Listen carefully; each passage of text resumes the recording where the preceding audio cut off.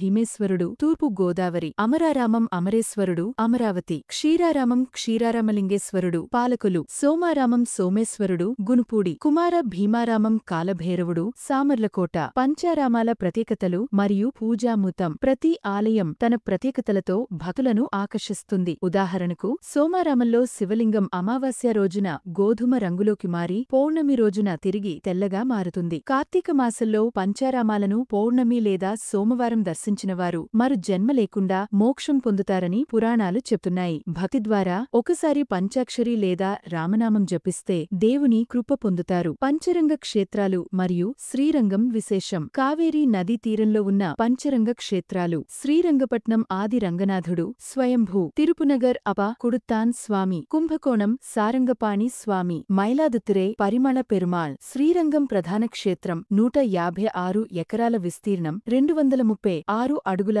రాజగోపురం, మూలవిరాట్టులో విభీషణ ప్రతిష్ఠ. ఈ 5 క్షేత్రాల దర్శనం భక్తి మరియు శివవిష్ణు ఏకత్వాన్ని గుర్తుచేస్తూ కార్తీక మాసంలో చేసిన పూజా కార్యక్రమాల వల్ల భక్తులకు మోక్షమార్గం సిద్ధిస్తుంది.